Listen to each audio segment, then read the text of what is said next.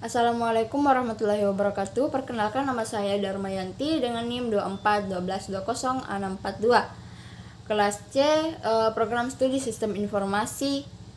Nah, di video kali ini saya akan membahas tentang penjelasan alat dan teknik pengembangan sistem pada grafik strukturat chart.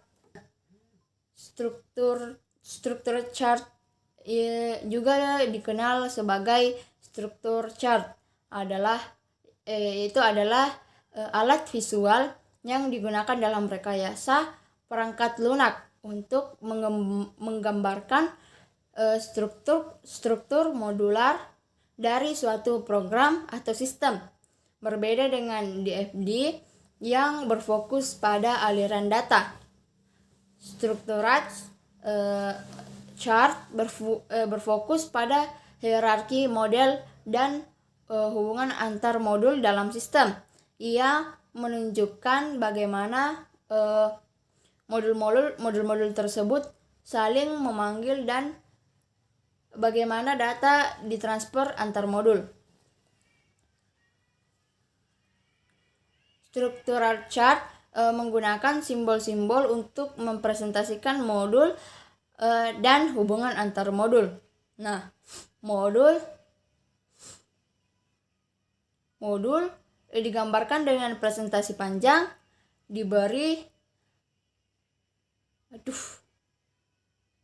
Modul digambarkan dengan persegi panjang, diberi nama yang menjelaskan fungsinya. Modul mewakili sebuah unit program yang mandiri dan dapat dipanggil oleh modul lain. Kemudian hubungan antara modul digambarkan dengan panah yang menunjukkan arah pemanggilan modul. Panah seringkali diberi label untuk menjelaskan data yang ditransfer antar modul. Kemudian ada data coupling yang menunjukkan bagaimana data ditransfer antar modul.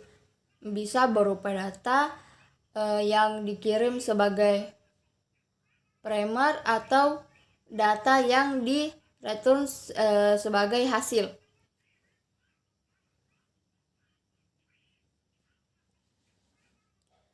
Kemudian yang terakhir ada control coupling, menunjukkan bagaimana kontrol aliran program ditransfer antar modul.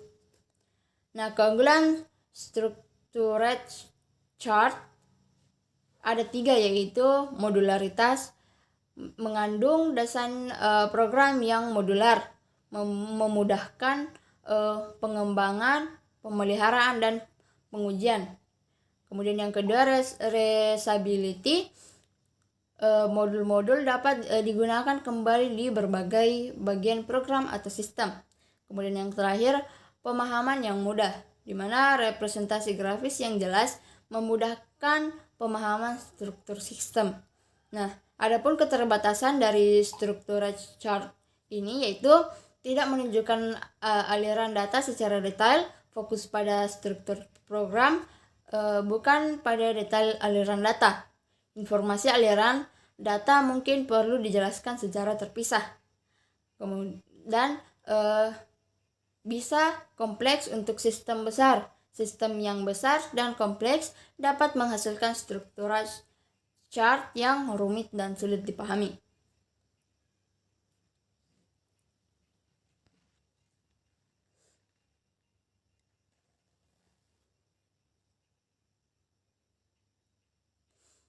Nah,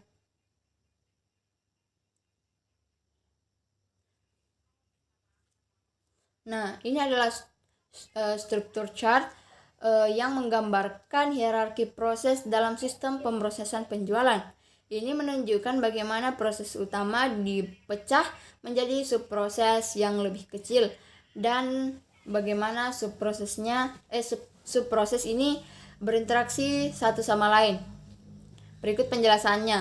Nah, yang pertama itu ada proses sales atau proses utama. Ini adalah proses tingkat atas yang mengontrol seluruh alur kerja pemrosesan penjualan. Kemudian yang kedua ada validate order atau validasi pemesanan. Proses ini memvalidasi pesanan yang masuk untuk memastikan akurasi dan kelengkapan data. Ini adalah subproses dari proses sales. Kemudian yang ketiga ada classify order atau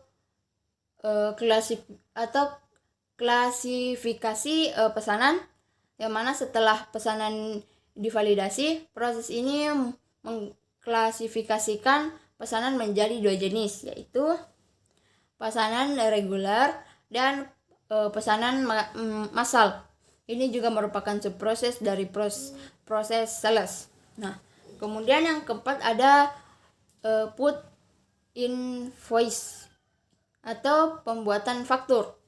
Nah, setelah pemesanan diproses baik reguler maupun massal, faktur dibuat dan disimpan. Ini adalah subproses lain dari proses sales.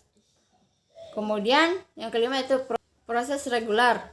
Pemrosesan pesanan reguler atau pemrosesan pesanan reguler merupakan proses yang mana proses ini menangani pemrosesan pesanan reguler, termasuk pembuatan faktur reguler atau regular invoice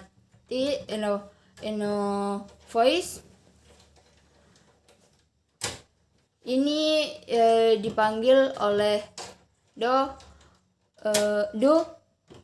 classify order. Yang keenam atau yang terakhir itu proses build order atau pemrosesan pemesanan massal. Proses ini menangani pesanan massal. Ini lebih kompleks dan melibatkan beberapa subproses tambahan. Yang pertama ada prepare build atau persiapan pesanan massal. Proses ini mempersiapkan data untuk pesanan massal. Kemudian yang kedua count discount atau perhitungan diskon, di mana proses ini menghitung diskon untuk pesanan massal. Dan yang ketiga pre-diskon info, yang mana info pradiskon informasi pradiskon, di mana pre-diskon info ini menyediakan informasi yang diperlukan untuk perhitungan diskon. Nah, kesimpulan dari diagram struktur chart ini yaitu memberikan gambaran yang jelas tentang struktur hierarkis proses dalam sistem pemrosesan penjualan. Ini menunjukkan bagaimana proses utama penjualan. Ini menunjukkan ketahuan. Nah, kesimpulannya diagram struktur chart ini memberikan gambaran yang jelas tentang struktur hierarkis proses dalam sistem pemrosesan penjualan. Ini menunjukkan bagaimana proses utama dipecah menjadi subproses yang lebih kecil dan bagaimana data mengalir di antara proses-proses tersebut. Diagram ini berguna untuk memahami keseluruhan alur kerja dan hubungan antar proses dalam sistem. Oke, mungkin sekian dulu yang bisa saya sampaikan tentang struktur chart. Kurang lebihnya mohon dimaafkan. Saya akhiri dengan ucapan wassalamualaikum warahmatullahi wabarakatuh.